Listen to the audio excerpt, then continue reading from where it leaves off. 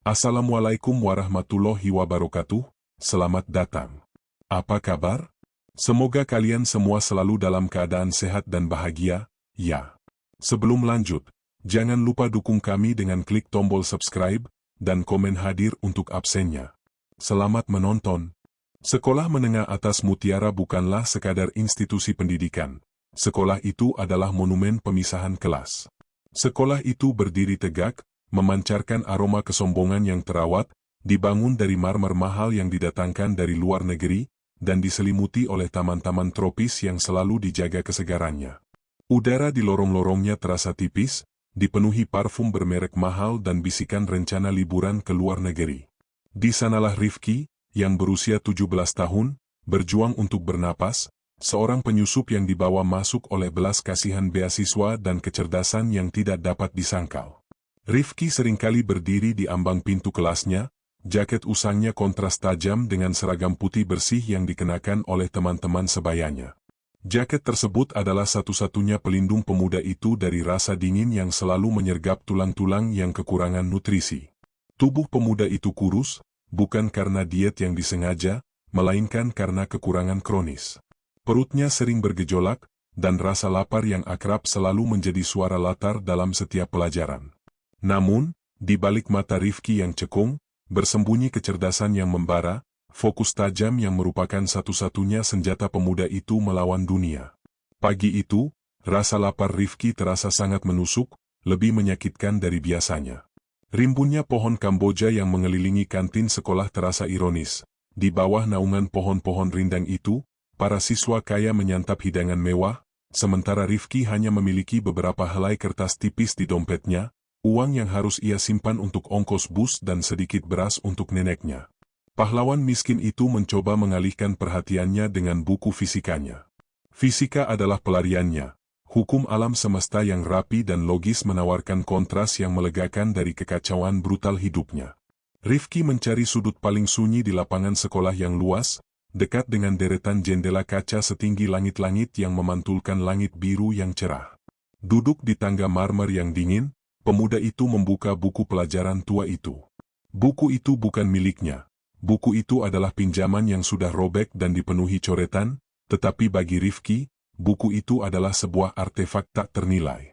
Setiap halaman adalah janji bahwa logika dapat mengalahkan nasib. Pemuda miskin itu mencoba menenggelamkan diri dalam kalkulasi kecepatan cahaya, berharap dapat mengalahkan kecepatan kehinaan yang selalu mengikutinya. Keheningan yang dicari Rifki tidak bertahan lama. Keheningan itu pecah oleh suara derap langkah yang angkuh dan tawa yang sombong. Bagas datang. Bagas bukanlah sekadar seorang siswa. Dia adalah penguasa kecil di sekolah itu, putra seorang pengembang properti besar yang kekayaannya terasa seperti lapisan kulit kedua Bagas. Tubuh Bagas besar, mata pemuda itu tajam dan dipenuhi rasa bosan yang mematikan. Bagas didampingi oleh dua pengikut setianya, Doni dan Riko, yang berfungsi sebagai gema yang tidak perlu dari kesombongan Bagas.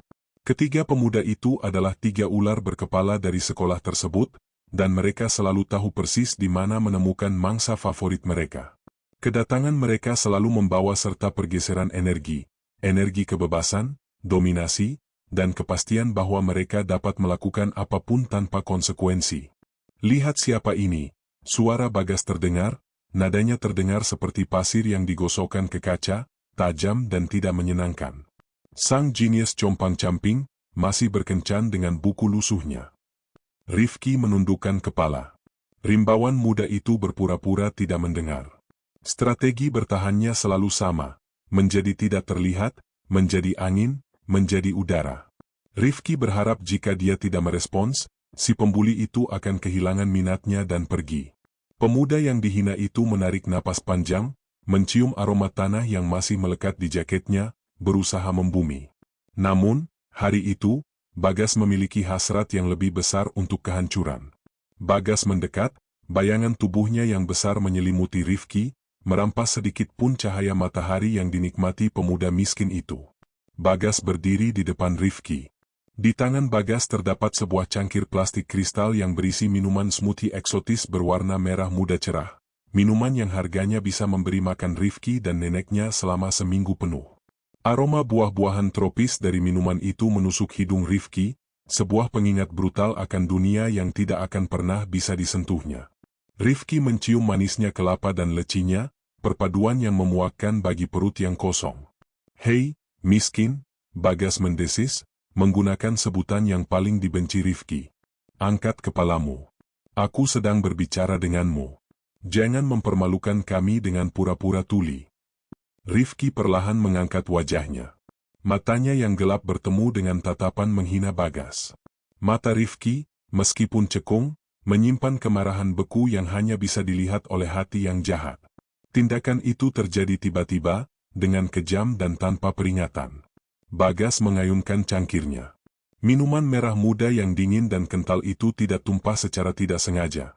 Bagas dengan sengaja menyiramkan seluruh isinya ke seragam sekolah usang Rifki, tepat di dada dan bahu pemuda itu.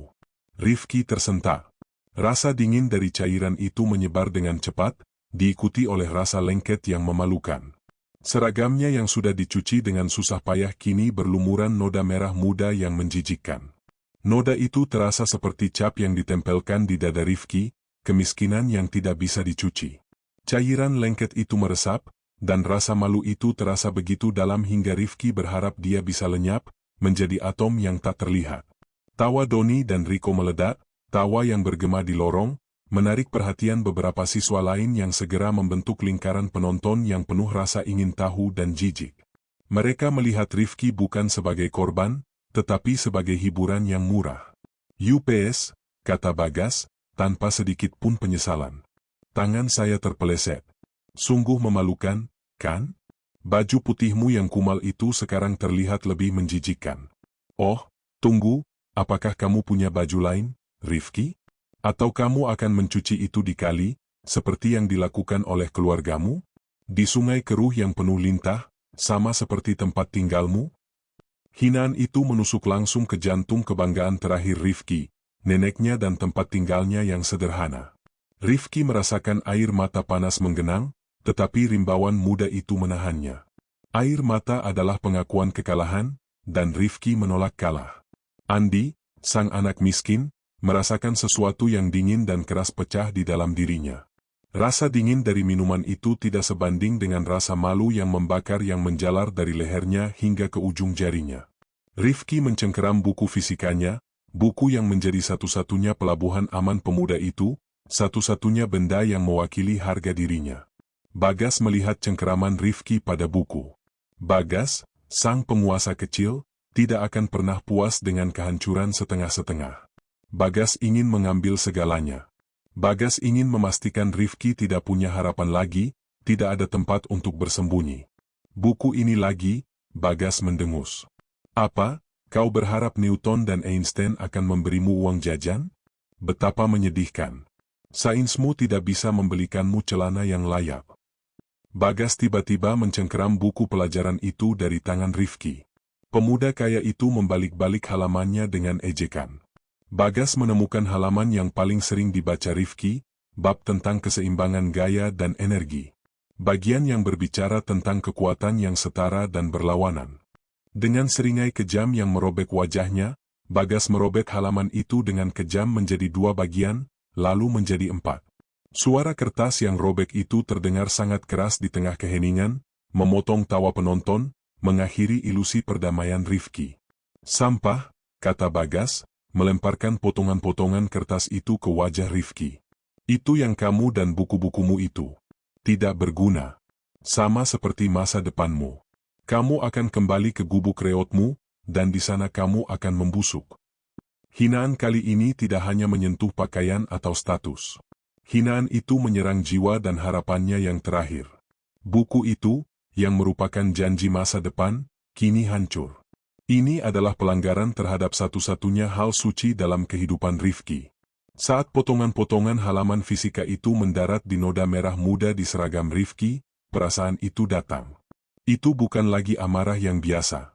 Itu adalah badai murni yang meletus dari pusat perut Rifki, menjalar ke dada pemuda itu, dan menghantam tengkoraknya. Rifki merasakan tekanan yang sangat besar, seolah-olah seluruh atmosfer di ruangan itu ditarik ke dalam dirinya dan dimampatkan menjadi satu titik panas yang ekstrim. Rasa sakit di dadanya begitu hebat sehingga ia tidak bisa bernapas, tetapi pada saat yang sama, Rifki merasa sangat kuat. Mata Rifki terfokus pada Bagas, tetapi yang dilihat pemuda miskin itu bukanlah wajah Bagas, melainkan aura sombong yang mengelilingi pemuda kaya itu. Energi benci Rifki yang murni mencari jalan keluar, mencari cara untuk membalas dendam yang setara dengan penderitaannya. Rifki tidak ingin Bagas berdarah. Rifki ingin Bagas merasa hancur seperti dirinya. Rifki tidak bergerak, tidak menjerit. Ia hanya menginginkan kehancuran. Dan kehancuran itu datang. Di samping kepala Bagas, tepat di belakang telinga pemuda kaya itu, terdapat salah satu panel jendela kaca setinggi langit-langit, panel yang memantulkan langit yang cerah. Kaca itu tebal, dibuat untuk menahan angin dan cuaca. Bunyi berderak yang tajam tiba-tiba memotong keheningan. Kerta. Rifki melihatnya, sebuah retakan tipis, seperti rambut, muncul di permukaan kaca. Retakan itu memanjang dengan cepat, diikuti oleh retakan-retakan lain yang bercabang, membentuk pola jaring laba-laba yang rumit dan sempurna. Seluruh panel kaca itu kini tampak seperti mosaik yang pecah, namun tetap tertahan di tempatnya, menantang hukum fisika yang baru saja dihancurkan. Kaca itu retak dalam kesunyian, tanpa sentuhan, tanpa suara ledakan, hanya bunyi patahan mikroskopis. Bagas, Doni, dan Riko seketika berhenti tertawa. Mata mereka melebar, menatap kaca yang retak itu. Seluruh penonton terdiam. Tidak ada angin, tidak ada batu yang dilemparkan. Kaca itu retak dari dalam, seolah-olah dipukul oleh gelombang kejut tak kasat mata. Rifki merasakan tekanan di dadanya mereda. Tekanan itu surut secepat ia datang, meninggalkan perasaan dingin yang ekstrim dan kelelahan yang luar biasa. Itu adalah kelelahan yang sama dengan rasa sakit setelah berjuang mati-matian. Bagas, yang wajahnya kini memucat karena terkejut dan sedikit ketakutan, melangkah mundur. Bagas tidak takut pada Rifki, tetapi Bagas takut pada anomali itu. Kalian lihat itu? Bagas tergagap, menunjuk ke kaca. Bagaimana itu bisa terjadi? Rifki segera memanfaatkan momen itu. Tanpa mengucapkan sepatah kata pun, pemuda itu meraih sisa-sisa bukunya, melarikan diri dari lingkaran penonton yang terkejut. Langkah kaki Rifki yang kotor di lantai marmer terasa seperti pelanggaran terakhir terhadap kesucian sekolah itu. Rifki berlari menjauhi sekolah itu, meninggalkan noda smoothie merah muda di seragamnya sebagai bukti kehinaan, dan kaca retak sebagai saksi bisu kebangkitan yang menakutkan. Saat lari, pemuda itu merasakan sensasi aneh di pergelangan tangan kirinya, rasa dingin yang ekstrim, seperti disentuh oleh es yang tidak mencair. Rasa dingin itu adalah tanda bahwa ia telah melintasi batas yang tidak dapat diubah. Jarak dari sekolah Mutiara ke gubuk Rifki adalah sebuah perjalanan kontras yang brutal. Semakin jauh Rifki berlari, semakin tipis aroma parfum mewah dan semakin tebal bau tanah basah dan sampah hutan. Rifki hidup di ambang batas kota dan hutan, di sebuah gubuk reot yang hampir seluruhnya terbuat dari papan kayu bekas dan atap seng berkarat. Gubuk itu berdiri di bawah naungan pohon-pohon besar yang rimbun, yang batangnya tampak seperti raksasa yang tidak ramah, mengawasi kemiskinan Rifki dengan mata yang suram. Gubuk itu adalah satu-satunya tempat Rifki merasa aman, meskipun gubuk itu adalah simbol kemiskinan mereka. Di sana, di dalam ruang sempit yang lembab, hukum kejam sekolah Mutiara tidak berlaku. Keheningan hutan adalah pelindung mereka, tetapi kini, keheningan itu terasa mengandung ancaman baru. Sesampainya di rumah, kelelahan fisik dan emosional Rifki mencapai puncaknya. Noda merah muda di seragamnya kini telah mengering, meninggalkan bercak lengket yang terasa memalukan. Rifki membuka pintu gubuk yang berderit. Aroma rempah-rempah yang direbus dan kelembapan yang akrab menyambutnya. Di sudut ruangan, di atas lantai tanah yang dingin, duduklah Bu Saroh. Nenek Saroh adalah satu-satunya keluarga Rifki dan penjaga tunggal rahasia mereka. Nenek itu adalah sosok yang kecil dan rapuh, tetapi matanya, terutama matanya, memiliki kedalaman yang tidak tertandingi.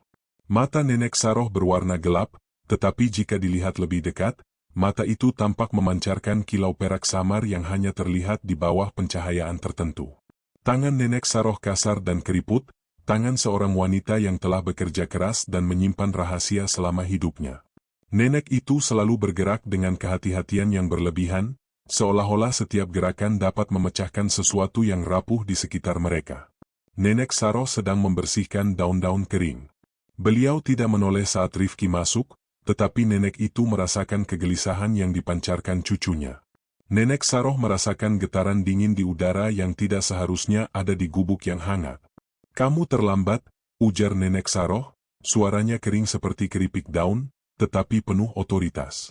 "Dan kamu membawa pulang masalah. Aku mencium bau sesuatu yang seharusnya tidak kamu sentuh." Rifki tidak perlu menjelaskan. Nenek Saroh melihat seragam yang bernoda, wajah yang memerah karena amarah yang ditahan, dan yang paling penting, Nenek Saroh melihat ketidakseimbangan energi di sekitar cucunya. Nenek Saroh juga merasakan energi gaib yang terlepas, energi yang terasa begitu akrab namun mematikan. Rifki dengan gemetar meletakkan sisa-sisa buku fisikanya di meja. Rifki menunjukkan sobekan halaman yang dibuat oleh Bagas. Dia merobeknya. "Nek, dia menghina kita. Dia menghina kemiskinan kita." Bu Saroh mengambil halaman yang robek itu. Nenek itu tidak menunjukkan emosi yang biasa, tidak ada kesedihan, tidak ada amarah. Yang ada hanya rasa takut yang dingin di balik mata peraknya. Nenek Saroh memegang tangan Rifki, dan nenek itu merasakan dinginnya skar abadi yang masih tersisa dari pelepasan energi di sekolah. Nenek Saroh tahu, bencana telah dimulai. Nenek itu merasakan adanya garis batas yang baru saja terlanggar. "Aku sudah memperingatkanmu, Rifki," desis Nenek Saroh. "Kemarahan adalah api yang menyalakan kutukan lama. Kita berbeda, Nak. Kita hidup di antara batas. Jangan biarkan kemarahanmu membawa bencana yang tidak bisa ditarik kembali." Rifki yang kelelahan dan bingung meminta penjelasan. "Berbeda bagaimana, Nek? Kenapa kau tidak pernah mau bicara? Aku tidak mengerti kenapa aku harus menerima semua penghinaan ini." Bu Saroh menghela napas panjang, napas yang terdengar seperti debu yang bergesekan. Malam itu, di bawah cahaya lampu minyak yang berkedip-kedip, Nenek Saroh memutuskan untuk mengungkapkan kebenaran yang membebani jiwa Nenek Saroh selama puluhan tahun. "Kita bukan manusia biasa, Rifki," Nenek Saroh memulai, suaranya sangat rendah. "Kakek buyutmu, dia bukan dari dunia ini. Beliau adalah darah murni Bunian, seorang pangeran yang jatuh hati pada nenek moyang kita, seorang wanita manusia. Cinta mereka adalah pelanggaran besar terhadap hukum Bunian. Sebagai hukuman, mereka diusir. Mereka dilarang kembali ke dimensi cahaya, dan mereka dilarang sepenuhnya menjadi manusia fana." Nenek Saroh menjelaskan bahwa mereka adalah keturunan yang dibuang, hidup di ambang batas. Mereka memiliki darah fana, manusia, dan darah gaib, Bunian, dan selama mereka hidup damai dan tidak menggunakan kekuatan gaib untuk tujuan egois di dunia manusia, mereka akan diizinkan hidup dalam kemiskinan dan kesunyian. Kemiskinan mereka adalah bagian dari sumpah, harga yang harus dibayar untuk tinggal di dunia fana. Nenek Saroh menjelaskan bahwa kemarahan adalah kode etik yang dilarang bagi mereka yang memiliki darah Bunian. "Kekuatan itu ada di dalam darahmu," kata Nenek Saroh. "Selama bertahun-tahun, aku menahannya dengan mantra pelindung dan air doa, menjaga agar kamu tetap normal. Tetapi hari ini, kemarahanmu menghancurkan segel itu. Kaca yang retak itu, Nak, itu bukan perbuatan manusia. Itu adalah kekuatan telepati Bunian yang bangkit, didorong oleh kebencianmu. Kekuatan untuk memengaruhi materi melalui kehendak murni." Kebenaran itu menghantam Rifki seperti gelombang air es. Tubuh Rifki bergetar hebat. Rifki bukan hanya miskin, dia adalah monster yang tertidur, sebuah bom waktu genetik. Nenek Saroh melanjutkan dengan wajah yang penuh kesedihan. "Sekarang, Raja Bunian, sang kakek buyut, tahu. Setiap kali kamu menggunakan kekuatan itu, energinya akan menarik perhatiannya. Jika kamu menggunakannya untuk balas dendam, dia akan menganggap kamu sebagai Bunian yang memberontak. Dia tidak akan membunuhmu, Rifki. Dia akan menarikmu paksa ke alamnya, dan di sana, kamu akan hidup abadi sebagai pangeran yang kejam dan sendirian, terpisah dari semua yang kamu cintai." Peringatan Nenek Saroh begitu nyata dan menakutkan sehingga Rifki tidak bisa tidur malam itu. Rifki berbaring di tempat tidurnya yang keras, mencengkeram selimutnya, mencoba mengendalikan setiap denyutan amarah, setiap pikiran jahat yang mungkin memicu kekuatan terlarang itu. Rifki berusaha memikirkan hal-hal logis, hukum fisika yang kini terasa tidak relevan. Namun, pada tengah malam, sekitar jam 2 pagi, Rifki merasakan anomali waktu dan energi yang kuat. Keheningan hutan di sekitar gubuk itu terasa terlalu dalam, terlalu absolut. Rifki merasakan rasa dingin yang ekstrim di kulitnya, rasa dingin yang tidak berasal dari suhu udara, tetapi dari pergeseran dimensi. Rifki mencoba bangkit. Saat Rifki berdiri, cahaya itu muncul. Cahaya itu berasal dari tubuh Rifki, sebuah cahaya biru samar yang perlahan-lahan merembes keluar dari kulit pemuda itu, dimulai dari telapak tangannya dan menyebar ke seluruh tubuhnya. Cahaya itu tidak panas, cahaya itu sangat dingin dan tidak bersuara, tetapi cahaya itu bersinar dengan intensitas yang tidak wajar. Seluruh gubuk Rifki kini diselimuti oleh cahaya biru pucat yang menakutkan, cahaya yang membuat bayangan benda-benda tampak berputar-putar. Rifki menatap tubuhnya sendiri, ketakutan yang murni merayapi setiap serat sarafnya. Cahaya itu adalah energi bunian yang dilepaskan. Dan di pergelangan tangan kirinya, di tempat yang tadi disentuh Nenek Saroh, Rifki melihatnya, sebuah tanda aneh mulai muncul di kulitnya. Tanda itu terbentuk dari garis-garis hitam tipis yang berputar-putar dan saling melilit, menyerupai akar pohon yang membeku di bawah es. Tanda itu terasa dingin, dan saat tanda itu selesai terukir, Rifki merasakan kekuatan yang sangat besar mengalir melalui pembuluh darahnya, kekuatan yang terasa adiktif dan menjanjikan otoritas mutlak. Tanda itu terasa seperti sambaran petir beku yang memompa kesombongan dan kekuatan bunian. Tanda itu adalah skar ikatan bunian yang muncul setelah energi murni dilepaskan. Tanda itu adalah cap kepemilikan. Rifki menjerit, jeritan itu tersangkut di tenggorokannya. Cahaya biru itu menarik perhatian Nenek Saroh. Nenek Saroh bergegas menghampiri cucunya. Nenek itu tidak panik. Bu Saroh segera menuju dapur kecilnya, mengambil cangkir kayu yang berisi air dari 7 sumber mata air yang berbeda, air yang telah didoakan selama bertahun-tahun. Dengan gerakan cepat dan terlatih, Nenek Saroh memercikkan air doa itu ke tubuh Rifki. Saat air itu menyentuh cahaya biru, terjadi reaksi yang dramatis. Terdengar suara mendesis yang rendah, seperti api yang dipadamkan oleh air.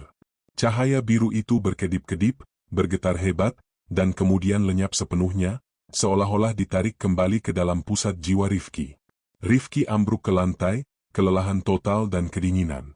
Tanda di pergelangan tangannya memudar, menjadi tidak terlihat, tetapi Rifki tahu tanda itu masih ada, hanya tersembunyi, menunggu waktu untuk muncul kembali. Nenek Saroh memeluk cucunya, tubuhnya yang kecil gemetar. Aku bilang jangan, Rifki. Itu adalah panggilan alam. Mereka memanggilmu, dan setiap kali kamu marah, kamu menjawab panggilan itu. Kekuatan itu bukan untuk kita gunakan. Itu adalah racun. Apa yang harus saya lakukan, Nek? Bisik Rifki, suaranya dipenuhi ketakutan yang dalam. Nenek Saroh menatap mata Rifki, mata yang kini kembali terlihat manusiawi, tetapi di dalamnya, Nenek Saroh tahu darah bunian telah terbangun. Lupakan Bagas. Lupakan kemarahanmu. Kamu harus hidup seperti manusia biasa, Rifki. Jika kamu memilih balas dendam, kamu akan memilih kutukan yang abadi. Kamu tidak bisa melawan takdir yang datang dari darahmu sendiri. Rifki mengangguk. Pemuda itu kini memegang rahasia yang jauh lebih berat daripada kemiskinannya. Ia adalah pewaris 2 dunia, dan peperangan terbesarnya adalah melawan dirinya sendiri, melawan kebencian yang hampir menghancurkan kaca dan jiwanya. Perjuangan hidupnya kini adalah antara naluri bunian yang menuntut otoritas dan kemanusiaannya yang rapuh. Rahasia Rifki. Rifki melihat pohon beringin tua yang menjulang tinggi di pinggir tempat parkir. Pohon itu adalah salah satu pohon tertua di kompleks itu, cabangnya tebal dan kokoh. Rifki tidak hanya ingin Bagas terluka, Rifki ingin Bagas menderita kerugian yang setara dengan harga dirinya. Dalam sepersekian detik, cabang besar dan tebal dari pohon beringin itu, cabang yang seharusnya tidak jatuh kecuali ditiup badai besar, tiba-tiba terdengar berderak tajam. Pohon itu mengeluarkan suara patahan yang mengerikan, seolah-olah batang kayunya telah ditarik oleh tali tak terlihat dengan kekuatan ribuan ton. Cabang itu jatuh. Cabang tebal itu bukan hanya jatuh, tetapi jatuh dengan presisi yang menakutkan, tepat di atas kap depan mobil mewah Bagas, yang baru dibeli bulan lalu. Bunyi benturan logam dan kayu itu sangat keras, memekakan telinga. Alarm mobil berbunyi melengking, dan kap mobil Bagas yang mengkilap kini remuk, tertekuk ke bawah, lampu depannya pecah berkeping-keping. Mobil mewah itu, simbol dominasi Bagas, kini menjadi tumpukan besi tua di bawah kekuatan alam gaib. Semua orang terdiam. Bahkan Doni dan Rico. Mereka semua menatap pohon beringin yang tenang, ke mobil yang hancur, dan kemudian ke Bagas. Bagas memandang mobilnya yang hancur, wajahnya pucat pasi, matanya memancarkan horor yang sesungguhnya. Itu bukan lagi ketakutan akan denda, itu adalah ketakutan akan kekuatan yang tidak diketahui yang baru saja melumpuhkannya. Bagas merasakan kehancuran itu terkait dengan Rifki, meskipun Bagas tidak bisa membuktikannya. Rifki, di sisi lain, merasakan euforia yang dingin. Keinginan pemuda itu terwujud. Rifki berhasil membalas dendam dengan sempurna, melukai harga diri Bagas di tempat yang paling sensitif. Namun, euforia itu segera digantikan oleh rasa mual dan kelelahan yang menghancurkan. Energi bunian itu telah mengurasnya hingga ke tulang, meninggalkan Rifki terengah-engah dan berkeringat dingin. Rifki berjalan menjauhi tempat parkir, meninggalkan Bagas yang berlutut di samping mobilnya yang hancur, menjerit histeris. Balas dendam pertama Rifki telah sempurna, tetapi konsekuensinya terasa dingin dan asing. Rifki tahu, pemuda itu baru saja membayar cicilan pertama dari harga yang mahal. Ketika Rifki kembali ke gubuknya, Nenek Saroh telah menunggunya.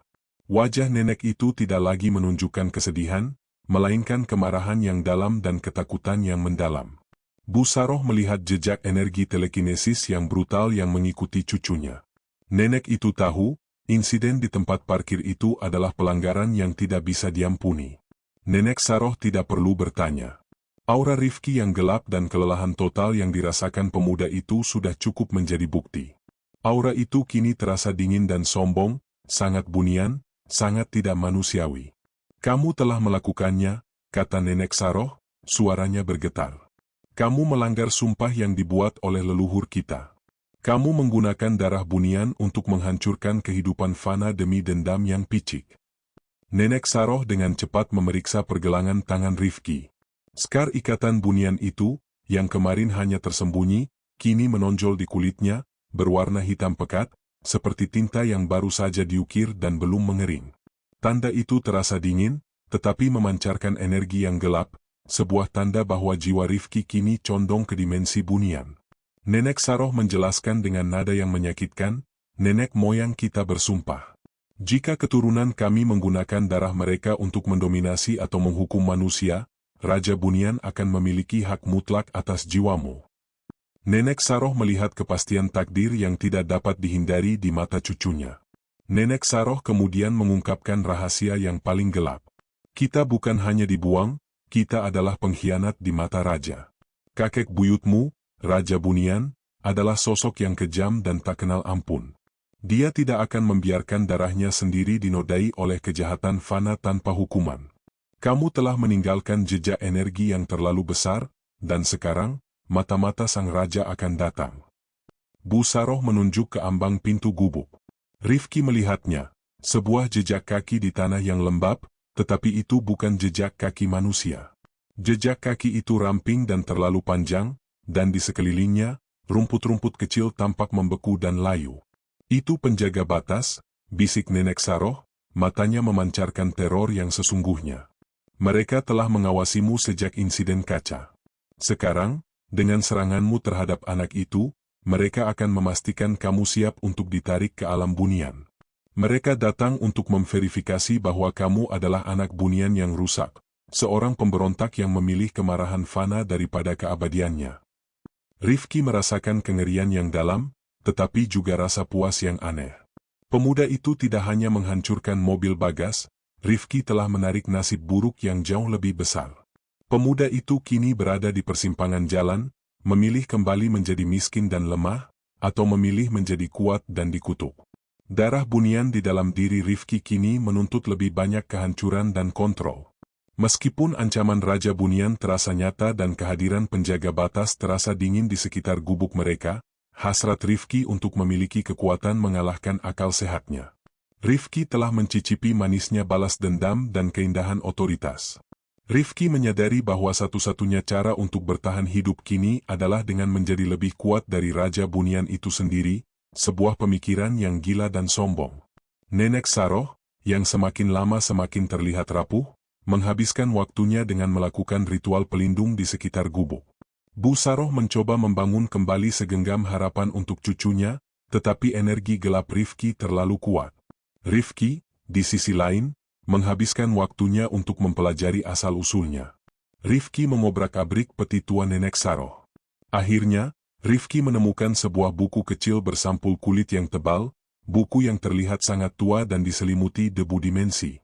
Buku itu ditulis dalam bahasa yang Rifki tidak kenali, huruf-hurufnya melengkung dan mengalir, seolah-olah ditulis dengan asap.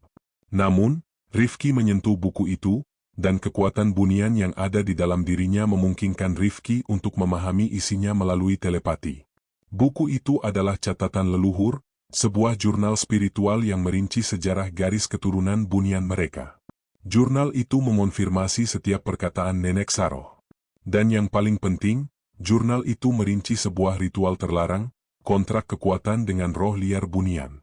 Menurut catatan itu, roh bunian liar adalah roh-roh yang dibuang oleh sang raja karena terlalu brutal. Roh-roh ini berkeliaran di perbatasan dimensi, haus akan energi yang stabil. Sebuah kontrak dengan roh-roh ini akan memberikan kekuatan instan kepada bunian yang masih muda, tetapi dengan biaya yang sangat besar, penyerahan porsi jiwa secara berkala. Rifki melihat kontrak itu sebagai investasi yang diperlukan. Rifki tidak peduli dengan peringatan leluhurnya. Rifki membutuhkan kekuatan yang mutlak sebelum Raja Bunian datang. Malam itu, Rifki pergi sendirian ke air terjun tersembunyi, sebuah tempat yang jauh di dalam hutan, tempat yang sering disebut-sebut Nenek Saroh sebagai simpul energi yang berbahaya. Di sana, di tengah deru air yang memekakan telinga, Rifki memulai ritual kontrak terlarang. Rifki mengorbankan darahnya di atas simbol-simbol kuno. Saat Rifki menyelesaikan mantra terakhir, air terjun tersembunyi seolah-olah berhenti bernapas. Deru air teredam, dan udara menjadi sangat dingin dan berat. Dari balik tirai air terjun yang tiba-tiba tenang, muncul entitas. Itu adalah bayangan yang bergetar, sebuah gumpalan energi gelap yang hanya memiliki dua mata kuning yang bersinar tajam. Roh liar itu berbisik, suaranya terdengar di dalam kepala Rifki, menawarkan kekuatan tanpa batas dengan imbalan penyerahan jiwa secara berkala. Rifki menutup mata dan menyetujuinya. Begitu perjanjian selesai, roh liar itu menembus tubuh Rifki. Rifki menjerit, merasakan sensasi es yang membakar mengalir melalui tubuhnya. Rifki merasakan setiap serat otaknya, setiap urat nadinya, dipompa dengan energi baru, energi yang dingin, cepat, dan sangat kuat. Saat Rifki membuka matanya, Rifki melihat pergelangan tangannya. Skar ikatan bunian itu kini tidak lagi hitam, skar itu bersinar dengan cahaya perak gelap yang mengerikan. Rifki kini tidak hanya memiliki darah bunian, Rifki kini terikat dengan kekuatan yang korup dan kegelapan abadi. Rifki telah memilih kekuatan di atas kemanusiaannya. Setelah melakukan kontrak terlarang dengan roh liar di air terjun tersembunyi, Rifki tidak lagi merasa lapar secara fisik. Rasa lapar itu telah digantikan oleh kelaparan spiritual yang jauh lebih menakutkan, haus akan otoritas dan kehancuran. Kekuatan baru itu mengalir deras di nadinya, dingin, cepat, dan begitu adiktif. Setiap kali pemuda itu memejamkan mata, Rifki dapat merasakan roh liar itu berbisik, menuntut agar Rifki segera membayar cicilan jiwa pertamanya dengan tindakan kejahatan. Rifki tahu, untuk memuaskan kontrak dan mengamankan kekuatannya, pemuda itu harus menyelesaikan balas dendamnya terhadap Bagas. Hancurnya mobil Bagas tidak cukup, kehancuran itu hanya melukai dompet Bagas. Rifki ingin menghancurkan jiwa Bagas. Rifki kembali ke sekolah Mutiara keesokan harinya, tetapi bukan untuk belajar. Pemuda itu kini mengenakan pakaian bekas yang sama, tetapi aura dingin yang memancar dari skar perak gelap di pergelangan tangannya membuat semua orang menghindar. Guru-guru melihat ketajaman mata Rifki yang tidak wajar dan merasakan ketidaknyamanan yang tidak bisa mereka jelaskan. Rifki mencari Bagas. Pemuda kaya itu ditemukan sedang mencoba berbicara dengan ayahnya melalui telepon di halaman belakang sekolah, di antara deretan loker baja. Wajah Bagas pucat, dan Bagas terdengar panik, menjelaskan kerugian atas mobilnya. Rifki berhenti sekitar 5 meter di belakang Bagas. Pemuda miskin itu tidak perlu mendekat. Rifki tidak perlu lagi menggunakan telekinesis kasar untuk menjatuhkan pohon. Kali ini, Rifki menggunakan sihir psikis halus yang baru ia pelajari dari roh liar. Rifki menutup mata dan menarik napas panjang, membiarkan skar perak gelap itu bersinar samar. Rifki memproyeksikan kemarahan yang terkumpul selama bertahun-tahun, menyalurkannya langsung ke dalam kesadaran Bagas. Gelombang energi dingin itu menghantam Bagas, bukan sebagai pukulan fisik, melainkan sebagai serangan ilusi. Bagas tiba-tiba terdiam di tengah pembicaraannya. Ponsel mahal di tangannya jatuh ke lantai. Bagas mulai gemetar hebat. Apa ini? Bagas bergumam, matanya membelalak ketakutan, tetapi Bagas tidak melihat Rifki. Bagas melihat loker di depannya.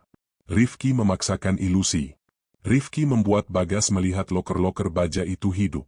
Bagas melihat loker itu berubah menjadi kaca-kaca yang retak dengan pola jaring laba-laba yang sama persis seperti yang Rifki ciptakan beberapa hari lalu. Kemudian, di pantulan kaca-kaca retak itu, Bagas melihat ribuan wajah Rifki, wajah-wajah yang kurus, lapar, dan menghina. Setiap wajah Rifki berbisik dalam pikiran Bagas, sampah, tidak berguna, miskin, kamu tidak punya apa-apa.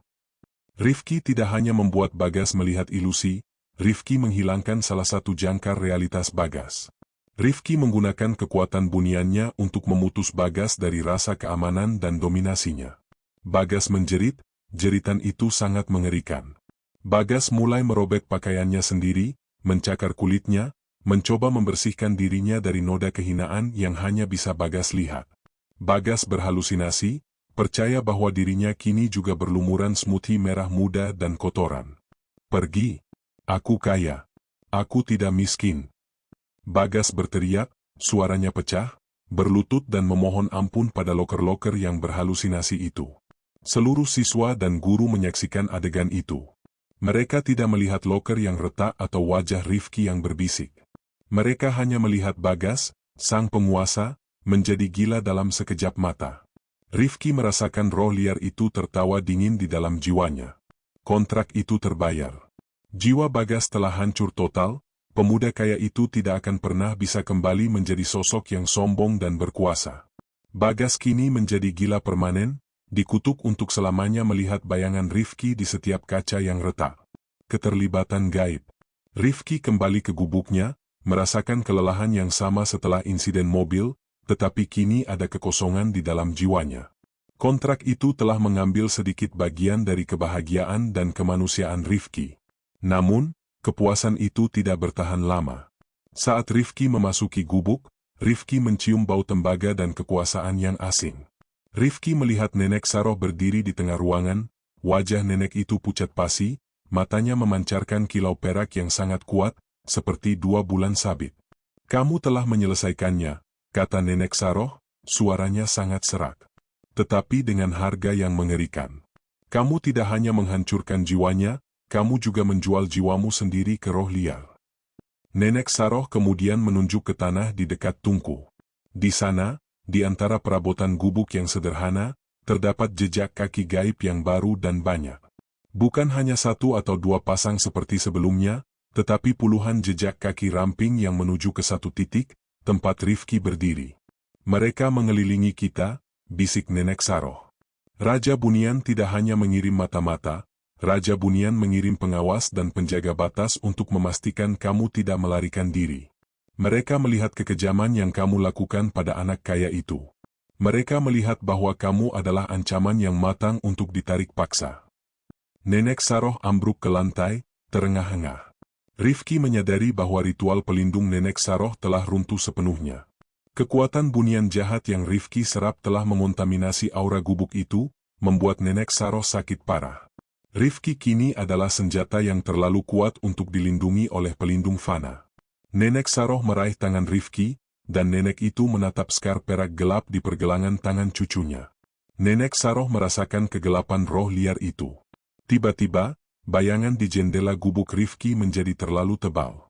Meskipun tidak ada cahaya di luar yang bisa menciptakan bayangan sedalam itu. Bayangan Raja Bunian itu sendiri telah tiba di perbatasan gubuk mereka. Suara sang raja terdengar di dalam kepala Rifki dan Nenek Saroh, dingin dan otoritatif, seperti gemuruh gunung es yang pecah. Rifki, anak dari darahku. Waktunya habis. Kejahatanmu telah melampaui toleransi. Kamu telah menjadi pemberontak yang kejam. Aku akan datang menjemputmu untuk dihukum, dan kamu akan menjadi milik alam cahaya atau mati. Ancaman Raja Bunian terasa begitu dingin hingga udara di dalam gubuk itu terasa seperti es yang padat. Nenek Saroh kini lumpuh oleh ketakutan dan rasa sakit. Nenek itu tahu, jika sang raja datang, bukan hanya Rifki yang akan dihukum, tetapi Nenek Saroh, sebagai penjaga rahasia, juga akan menanggung akibatnya. Kita harus pergi. Sekarang juga. Nenek Saroh berteriak, suaranya dipenuhi urgensi yang mencekik. Kemana, Nek? Mereka ada di mana-mana. Aku bisa merasakan mereka mengelilingi gubuk. Rifki membalas, merasakan penjaga batas di luar, entitas-entitas gelap yang sabar menunggu perintah raja mereka. Nenek Saroh, dengan sisa-sisa kekuatannya, menunjuk ke arah belakang gubuk, ke arah jurang kecil yang dipenuhi semak belukar berduri. Celah waktu, bisik Nenek Saroh. Itu adalah tempat di mana perbatasan dimensi kita paling tipis. Aku telah menutupnya selama bertahun-tahun, tetapi itu adalah satu-satunya jalan keluar untukmu. Kamu harus pergi ke sana. Rifki tahu celah waktu adalah tempat yang berbahaya, tempat yang dipenuhi energi bunian yang tak menentu. Namun, Rifki tahu bahwa tinggal berarti menghadapi Raja Bunian dan dihukum mati secara spiritual. Rifki menggendong Nenek Saroh. Tubuh nenek itu terasa seringan kain, dan Rifki bisa merasakan energi pelindung nenek itu terkikis habis. Rifki, didorong oleh kekuatan roh liar, berlari menuju semak belukar berduri, menembus rintangan seolah-olah Rifki adalah angin, meninggalkan gubuk reot yang telah menjadi penjara dan pelindung mereka. Mereka mencapai celah waktu, sebuah tebing kecil yang tertutup oleh akar-akar pohon besar yang saling melilit. Di sana, Rifki merasakan kekuatan bunian yang berputar-putar, kekuatan yang jauh lebih kuat daripada energi miliknya. Pengejaran. Tepat di belakang mereka, penjaga bunian mulai muncul. Mereka tidak berlari, tetapi meluncur di atas tanah, siluet gelap mereka memancarkan cahaya perak samar yang menandakan asal-usul bunian mereka. Mereka bergerak dengan keheningan yang mematikan, hanya mengikuti skar perak gelap di tangan Rifki. Cepat, Rifki, desak Nenek Saroh. Kamu harus membukanya. Aku tidak punya waktu lagi. Rifki meletakkan Nenek Saroh dengan lembut di tanah. Rifki menggunakan kekuatan telekinesis barunya untuk memindahkan akar-akar pohon yang menutupi tebing, memperlihatkan lubang hitam yang berdenyut, sebuah portal kecil ke dimensi lain. Saat lubang itu terbuka, energi yang dingin dan asing menyembur keluar, membuat Rifki terhuyung. Masuk, nak, pinta Nenek Saroh. Rifki menolak. Aku tidak bisa meninggalkan nenek. Aku akan melindungimu. Nenek Saroh tersenyum dengan air mata di matanya, senyum yang dipenuhi cinta yang tak terbatas. Kamu telah menjadi terlalu gelap, Rifki. Kamu tidak lagi bisa melindungiku, kamu hanya membawa kehancuran. Aku telah membuat pilihan. Nenek Saroh tiba-tiba mengambil sebuah pisau kecil yang ia sembunyikan di lipatan pakaiannya, pisau dari logam murni yang tidak ternoda. Nenek Saroh memotong pergelangan tangannya sendiri. Aku adalah garis keturunan Fana, bisik Nenek Saroh. Dan aku akan menggunakan hidupku untuk menutup celah ini selamanya agar sang raja tidak bisa mengikutimu. Darah manusia murni Nenek Saroh menetes ke dalam celah waktu yang berdenyut. Begitu darah itu menyentuh ambang portal, lubang hitam itu mulai bergetar hebat dan menyedot energi di sekitarnya. Pergi sekarang, hidup sebagai manusia. Jangan pernah kembali ke kemarahanmu, teriak Nenek Saroh. Tubuh Nenek Saroh mulai memancarkan cahaya, bukan cahaya bunian yang dingin, melainkan cahaya emas yang hangat, energi pelindung terakhirnya. Nenek itu menatap Rifki, dan nenek itu menyampaikan pesan terakhir melalui telepati, kemarahanmu adalah kutukan bunian.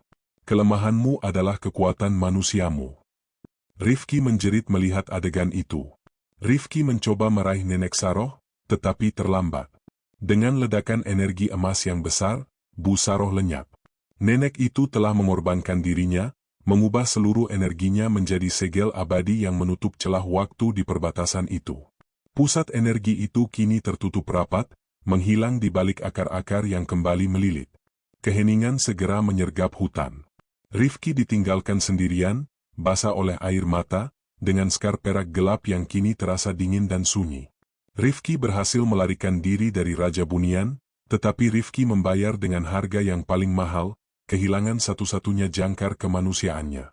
Rifki, sang remaja yang kini menjadi seorang buronan dan yatim piatu, menyadari bahwa kontrak terlarang itu tidak hanya menghancurkan jiwa Bagas, kontrak itu juga menghancurkan keluarganya sendiri. Rifki adalah Bunian yang kuat, tetapi kini ia dikutuk untuk hidup sendirian di dunia fana, dibayangi oleh roh liar dan dendamnya yang mahal. Setelah Nenek Saroh mengorbankan dirinya untuk menutup celah waktu, Rifki tidak punya waktu untuk berduka. Guncangan energi dari pengorbanan itu telah menarik perhatian. Rifki dapat merasakan pengawas Bunian, entitas dingin yang dikirim Raja, kini bergerak lebih cepat, menganggap lenyapnya Nenek Saroh sebagai aksi pengkhianatan terakhir. Rifki juga tahu, ia harus segera menjauh dari perbatasan hutan dan desa. Rifki berlari tanpa arah, tetapi kini ada perbedaan besar. Rifki tidak lagi berlari dari kelemahan. Rifki berlari dengan kekuatan yang melimpah, didorong oleh roh liar yang bersemayam di dalam dirinya dan rasa bersalah yang membakar. Skar perak gelap di pergelangan tangannya terasa semakin dingin, menyerap kehangatan terakhir dari jiwanya. Beberapa hari berikutnya adalah neraka psikologis bagi Rifki. Pemuda itu kini hidup sebagai gelandangan, bersembunyi di gua-gua sempit dan di bawah jembatan reot. Kekuatan Bunian Rifki kini tidak terkontrol. Setiap kali Rifki marah, benda-benda di sekitarnya akan melayang, pecah, atau meledak dalam hening. Rifki tidak bisa menyentuh benda fana tanpa memengaruhinya. Pemuda itu mencoba mengambil sepotong roti bekas, dan roti itu hancur menjadi debu di genggaman Rifki. Rifki telah kehilangan sentuhan manusiawi. Yang paling menakutkan adalah perubahan fisik yang dialami Rifki. Pemuda itu jarang makan, tetapi tidak merasa lapar. Wajah Rifki yang kurus kini menjadi terlalu sempurna, tulang rahangnya menjadi tajam, dan kulitnya memancarkan kilau pucat yang tidak wajar. Matanya, yang dulunya gelap dan dipenuhi kesedihan, kini seringkali memancarkan cahaya perak yang dingin, sebuah tanda bahwa darah Bunian mengambil alih dirinya. Rifki mulai kehilangan kemiripan dengan manusia, dan semakin lama pemuda itu berada di dunia fana, Rifki semakin menjadi Bunian terbuang yang dingin dan asing. Rifki menyadari bahwa penderitaan dan penyesalannya adalah makanan bagi kontrak terlarang itu. Roh liar itu terus berbisik, memuji kehancuran yang Rifki bawa dan menuntut lebih banyak kegelapan agar Rifki tetap kuat. Suatu malam, saat Rifki bersembunyi di bawah jembatan layang yang jauh dari pemukiman, Rifki mencoba menguji batas kekuatannya. Rifki merasakan bahwa kekuatan itu telah mencapai tingkat di mana ia tidak bisa lagi mati. Rifki yang diliputi keputusasaan, kesepian tanpa Nenek Saroh dan jijik dengan monster yang telah ia jadikan dirinya, mencoba bunuh diri. Rifki menemukan sepotong kaca tajam dan mencoba mengiris nadinya. Begitu kaca itu menyentuh kulit pergelangan tangannya, skar perak gelap itu memancarkan cahaya yang menyilaukan. Kulit Rifki menjadi sekeras baja. Pisau kaca itu patah di tangan Rifki tanpa meninggalkan goresan. Darah Bunian yang Rifki miliki menolak kehancuran fana. Rifki kini terkutuk untuk hidup abadi, terikat pada kontrak yang menjijikkan dan kegelapan yang mematikan. Kekuatan Bunian telah menyelamatkan hidup Rifki, tetapi kekuatan itu telah mengambil hak fana Rifki untuk menentukan nasibnya sendiri. Rifki menyadari bahwa satu-satunya jalan keluar kini adalah kembali ke alam Bunian untuk menghadapi sang kakek buyut yang kejam, Raja Bunian itu sendiri. Rifki harus mencari air terjun tersembunyi, tempat celah waktu itu kini telah disegel oleh darah Nenek Saroh, dan mencari cara untuk membuka pintu menuju dimensi itu. Saat Rifki berjalan menuju hutan, pemuda itu merasakan ketakutan yang menusuk. Ketakutan itu bukan miliknya, tetapi datang dari kejauhan, ketakutan yang disertai tawa gila yang akrab. Rifki mempercepat langkahnya. Pemuda itu tiba di taman kota yang kini sepi. Di tengah taman itu, Seorang sosok yang terlihat mengerikan sedang menari dan berbicara sendiri. Sosok itu adalah Bagas. Bagas tidak lagi mengenakan pakaian mewah. Rambut Bagas acak-acakan, pakaian pemuda kaya itu robek dan kotor. Bagas telah menjadi gelandangan, persis seperti Rifki, tetapi dengan perbedaan yang mendasar. Bagas benar-benar gila, hasil dari serangan psikis halus Rifki di sekolah. Namun, yang membuat Rifki terkejut adalah Bagas mengenalinya. Bagas tiba-tiba berhenti menari. Matanya yang merah dan gila menatap Rifki, dan di mata Bagas, kini terpancar kilau aneh. Kilau yang sama dengan kilau bunian, tetapi terdistorsi. Raja, Raja Bunian. Bagas berteriak, suaranya dipenuhi pemujaan yang menjijikkan. Bagas ambruk ke tanah dan mulai merangkak menuju Rifki. Aku tahu kamu adalah penguasa. Kamu datang untuk menjemputku. Aku tahu kamu yang membuat mobilku hancur dan jiwaku hilang. Aku tahu kamu yang berbisik dari balik loker. Bagas menjerit, berlutut, dan mencium sepatu kotor Rifki. Rifki tertegun. Serangan psikis Rifki tidak hanya merusak mental Bagas, tetapi entah bagaimana, telah membuka mata spiritual Bagas. Bagas kini dapat melihat sebagian dari aura bunian yang dingin yang mengelilingi Rifki. Bagas tidak melihat Rifki sebagai Rifki yang miskin. Bagas melihat Rifki sebagai entitas spiritual yang kejam dan dominan, Raja Bunian yang Bagas yakini telah menghancurkannya. Aku akan melayanimu, Raja. Bawa aku ke alammu. Aku akan menjadi pengikut pertamamu. Bagas memohon, air liur menetes dari sudut mulutnya. Rifki menyadari bahwa Bagas adalah konsekuensi paling mengerikan dari balas dendamnya. Rifki telah menciptakan seorang pengikut yang gila, seorang pemuja yang terikat pada kekuatan gelap Rifki. Bagas adalah cermin kehancuran Rifki sendiri. Rifki harus segera bergerak. Bagas yang gila dan terikat pada bunian Rifki adalah mercusuar yang akan menarik Raja Bunian lebih cepat. Bagas terus memohon di kaki Rifki, memanggil pemuda itu raja dan menjanjikan kesetiaan yang gila. Rifki tahu pemuda kaya itu harus dinyahkan. Rifki tidak bisa membiarkan Bagas menjadi saksi atas pelariannya ke alam bunian. Rifki mengangkat tangannya, skar perak gelap itu bersinar di bawah sinar lampu jalan yang redup. Rifki dapat dengan mudah membunuh Bagas.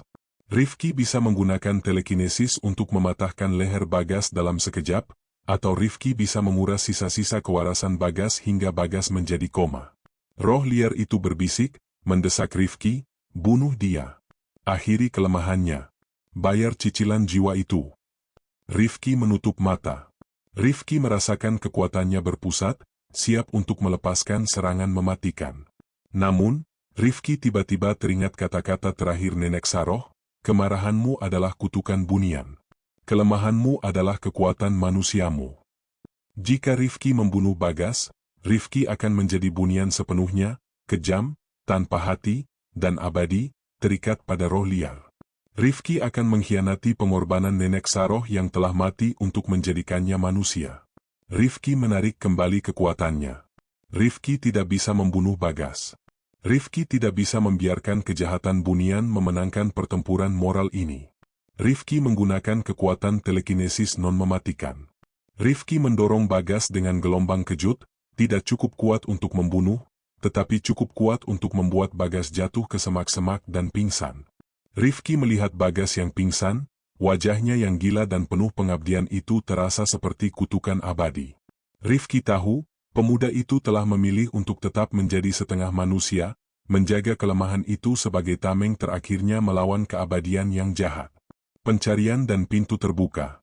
Rifki, dengan beban moral yang baru, melanjutkan perjalanannya ke air terjun tersembunyi. Setelah berjalan berjam-jam, Rifki tiba di lokasi tersebut. Air terjun itu terasa dingin dan sunyi. Celah waktu yang telah ditutup Nenek Saroh kini tersembunyi dengan sempurna di balik akar-akar tua. Rifki menyentuh akar-akar itu. Rifki merasakan energi segel emas Nenek Saroh, energi yang melindungi celah itu, tetapi energi itu melemah seiring berjalannya waktu. Rifki menemukan buku catatan leluhur yang ia bawa di tasnya. Rifki mencari cara untuk membuka celah waktu tanpa merusak segel Nenek Saroh. Buku itu memberinya solusi yang mengerikan. Rifki harus menggunakan darahnya sendiri, darah bunian yang terkontaminasi oleh roh liar, untuk menantang segel emas Nenek Saroh. Rifki berdiri di depan akar-akar itu. Rifki mengiris pergelangan tangannya, membiarkan darah yang dingin dan berkilauan itu menetes ke akar-akar. Saat darah bunian yang gelap itu menyentuh energi emas dari segel Nenek Saroh, terjadi reaksi yang sangat keras. Akar-akar pohon itu mulai bergetar, dan lubang hitam itu terbuka kembali. Namun, lubang itu tidak terlihat stabil. Lubang itu berdenyut dan berputar-putar, siap menyedot Rifki ke dimensi lain. Rifki tahu ini adalah jalan satu arah. Jika Rifki melangkah masuk, Rifki akan menghadapi Raja Bunian dan Raja Bunian akan menghukum Rifki. Namun, Rifki tidak punya pilihan lain. Tinggal di dunia fana hanya akan membuat Rifki menjadi monster tanpa tujuan. Rifki menatap sekali lagi ke dunia fana. Rifki melihat kegelapan hutan dan lampu kota yang samar di kejauhan. Rifki melangkah ke dalam lubang hitam itu, menyerahkan dirinya kepada takdirnya. Skar perak gelap itu bersinar untuk terakhir kalinya, mencatat pengkhianatan dan pengorbanan itu. Lubang hitam itu menutup di belakang Rifki, meninggalkan air terjun tersembunyi kembali dalam keheningan total. Rifki mendarat dengan keras di tanah yang terasa seperti kristal beku. Udara di sekitarnya terasa dingin, tajam, dan mengandung energi yang luar biasa. Ini adalah alam bunian. Rifki mendongak. Di depannya, di atas singgasana yang terbuat dari es yang memancarkan cahaya perak, duduklah sosok yang tinggi dan agung, matanya bersinar dengan cahaya bulan yang menusuk. Itu adalah Raja Bunian, sang kakek buyut Rifki. Raja Bunian tidak menunjukkan amarah atau emosi, hanya kekuasaan yang absolut. Raja Bunian menatap Rifki, dan tatapan itu terasa seperti timbangan yang mengukur setiap kejahatan dan setiap kelemahan yang Rifki lakukan. "Kamu telah datang, anak dari darahku," suara Raja Bunian bergema, terdengar seperti ratusan lonceng perak yang berdentang. "Kamu memilih untuk menjadi bunian yang kejam, dicemari oleh roh liar. Kamu telah melanggar hukum, dan kini kamu harus menerima takdirmu." Konflik terakhir telah dimulai. Rifki kini berdiri di alam bunian, dimensi yang ia bayangkan sebagai surga cahaya, tetapi ternyata adalah keheningan kristal yang beku. Tanah di bawah kakinya terasa seperti pecahan es perak yang memancarkan energi dingin. Udara di sana tipis dan tajam, sebuah kontras brutal dengan kelembapan hutan fana. Di depannya, di atas singgasana besar yang diukir dari es perak yang memancarkan cahaya biru, duduklah Raja Bunian, sang kakek buyut Rifki. Raja Bunian adalah sosok yang tinggi, tubuhnya diselimuti armor yang terbuat dari material yang tampak seperti cermin yang memantulkan cahaya bintang. Wajah Raja Bunian tampan, tetapi matanya memancarkan kekuatan otoritas yang begitu besar sehingga Rifki, meskipun diperkuat oleh roh liar, merasa seperti debu. Tidak ada amarah, tidak ada emosi, hanya penghakiman yang absolut. "Kamu telah datang, anak dari darahku," suara Raja Bunian bergema, terdengar seperti ratusan lonceng perak yang berdentang di aula yang luas. Suara itu menusuk langsung ke kesadaran Rifki. "Kamu memilih untuk menjadi bunian yang kejam, dicemari oleh roh liar, dan diperbudak oleh dendam fana. Kamu telah melanggar hukum dimensi. Kini kamu harus menerima takdirmu." Rifki merasakan skar perak gelap di pergelangan tangannya berdenyut kesakitan, seolah-olah ditimbang dan ditemukan tidak layak. Rifki memberanikan diri untuk berbicara, meskipun suaranya terdengar seperti bisikan di dimensi yang sunyi itu. "Aku melakukan apa yang harus kulakukan untuk bertahan hidup. Mereka menghinaku, membenciku karena aku miskin. Aku hanya mencari kekuatan." Raja Bunian sedikit mengangkat tangannya. "Kemarahan adalah emosi fana yang tidak memiliki tempat di antara kami. Kekuatan bunian seharusnya menjadi rahmat, bukan alat untuk membalas dendam yang picik. Kamu telah mencemari darah suci kami dengan kelemahan manusiawi." Raja Bunian lalu menunjuk ke skar perak gelap Rifki. "Roh liar itu, ia adalah sampah yang kubuang. Dan kini ia hidup di dalam dirimu, memakan jiwamu." Raja Bunian kemudian mengungkapkan kebenaran yang mengerikan, konsekuensi dari kontrak terlarang. Kontrak itu tidak bisa diputuskan. Rifki akan menjadi budak roh liar selamanya, menggunakan kekuatan untuk kehancuran dan terus-menerus kehilangan jiwanya. "Aku akan menghukummu, bukan dengan kematian fana, tetapi dengan keabadian yang menyakitkan," kata Raja Bunian. Rifki tahu ia tidak bisa melawan. Pemuda itu telah mencoba membunuh dirinya sendiri, tetapi gagal. Pemuda itu telah mencari kekuatan, dan kini menemukan bahwa kekuatan itu adalah penjara. Penawaran Raja Bunian. Setelah mengamati kesedihan dan keputusasaan yang nyata di mata Rifki, Raja Bunian, yang meskipun kejam masih menghargai darahnya sendiri, menawarkan dua pilihan terakhir yang mengerikan. Pilihan ini adalah satu-satunya kesempatan Rifki untuk mengendalikan sisa-sisa nasibnya. Aku tidak bisa melepaskanmu dari kontrak roh liar tanpa imbalan, ujar Raja Bunian. Kontrak itu akan menghancurkanmu sepenuhnya. Tetapi kamu adalah keturunanku, dan aku akan menawarkanmu kesempatan untuk penebusan. Menjadi pangeran kegelapan. Rifki akan tetap tinggal di alam Bunian. Raja Bunian akan menggunakan kekuatan penuhnya untuk memutuskan kontrak roh liar secara paksa, menyelamatkan jiwa Rifki dari kehancuran total. Sebagai gantinya, Rifki harus menjadi pangeran yang kejam, melayani Raja Bunian sebagai penjaga batas yang bertugas menyeret Bunian lain yang melanggar hukum ke alam Bunian. Rifki akan hidup abadi, sangat kuat, tetapi tanpa cinta, tanpa emosi, dan tanpa belas kasihan. Rifki akan menghabiskan keabadiannya dengan membenci dan menghukum. Kembali ke kemanusiaan. Rifki akan diizinkan kembali ke dunia fana. Raja Bunian akan mengambil kembali semua kekuatan Bunian yang ada dalam dirinya. Skar perak gelap, telekinesis, keabadian, dan kemampuan untuk merasakan dimensi lain. Rifki akan hidup dan mati sebagai manusia fana biasa, rentan terhadap kemiskinan dan usia tua, dan akan cepat mati karena konflik dimensi telah menguras daya hidup fana Rifki. Tetapi ada harga lain yang harus dibayar. Raja Bunian akan mengambil semua kenangan Rifki tentang Nenek Saroh. Kenangan indah, pelajaran berharga, dan pengorbanan nenek itu. Nenek Saroh adalah satu-satunya tautan Rifki dengan kemanusiaan yang harus dihapus agar Rifki benar-benar menjadi manusia fana yang tidak terikat. Rifki menatap Raja Bunian. Keabadian tanpa hati, atau kehidupan fana yang pendek tanpa satu-satunya kenangan indah yang ia miliki. Pilihan itu merobek jiwa Rifki menjadi dua. Rifki memikirkan Bagas yang gila, korban dari kemarahannya sendiri. Rifki memikirkan janji gelap roh liar yang terus mendesis di nadinya. Rifki menyadari bahwa menjadi pangeran kegelapan berarti ia akan menjadi persis seperti yang Bagas sebutkan, seorang raja kejam yang hidup dari kehancuran. Rifki akan mengkhianati seluruh pengorbanan Nenek Saroh. Rifki membuat keputusan. Aku memilih yang kedua, kata Rifki, suaranya kini terdengar tenang, meskipun ada kesedihan yang mendalam. Aku memilih untuk hidup dan mati sebagai manusia fana. Aku tidak ingin menjadi monster yang abadi. Raja Bunian mengangguk. Pilihan yang bodoh, tetapi terhormat. Kamu memilih kelemahan di atas kekuasaan. Raja Bunian kemudian mengulurkan tangannya. Cahaya perak yang menyilaukan memancar dari tangan Raja Bunian, mengenai skar perak gelap di pergelangan tangan Rifki. Rifki menjerit kesakitan. Skar itu terasa seperti ditarik keluar dari tulangnya. Kekuatan itu mengalir keluar dari tubuh Rifki, sebuah arus dingin yang ditarik kembali ke alam Bunian. Rifki merasakan dirinya menjadi kosong, telepati, keabadian, dan kekuatan roh liar semuanya hilang. Rifki kembali menjadi remaja kurus, yang kini rapuh dan kedinginan.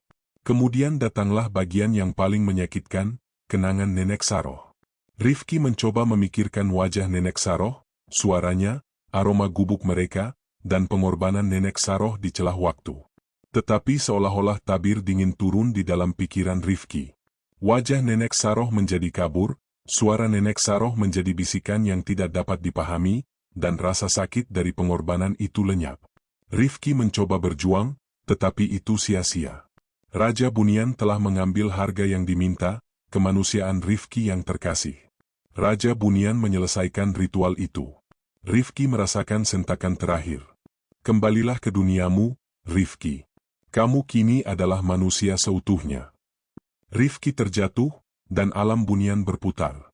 Rifki didorong keluar dari dimensi kristal, kembali ke air terjun tersembunyi, ke tempat di mana ia memulai kontrak terlarang itu. Rifki terdampar di tanah yang basah dekat air terjun tersembunyi. Rifki batuk, merasakan udara hutan yang lembab kembali memenuhi paru-parunya. Rifki kini lemah, lapar, dan sangat rapuh. Skar perak gelap di pergelangan tangannya telah hilang, yang tersisa hanyalah bekas luka kecil yang tidak mencolok, bekas luka biasa yang tidak memancarkan cahaya atau dingin. Rifki bangkit. Pemuda itu tidak ingat bagaimana Rifki sampai di sana. Pemuda itu tidak ingat Nenek Saroh. Rifki hanya ingat satu hal. Dirinya adalah seorang remaja miskin yang baru saja melarikan diri dari hutan setelah tersesat selama berhari-hari dan mengalami demam hutan yang parah. Ingatan Rifki tentang bullying dan mobil bagas yang hancur tetap ada, tetapi memori itu kini terasa jauh dan tidak penting, seperti mimpi buruk masa lalu. Kaca retak itu kini hanyalah peristiwa aneh yang tidak dapat dijelaskan, bukan bukti kekuatan bunian. Rifki kembali ke gubuknya. Gubuk itu kosong, tetapi Rifki tidak ingat mengapa. Pemuda itu hanya merasa sepi tanpa alasan yang jelas. Rifki membersihkan gubuk, memperbaiki atap, dan kembali ke rutinitasnya yang dulu, bekerja paruh waktu dan belajar di bawah beasiswa.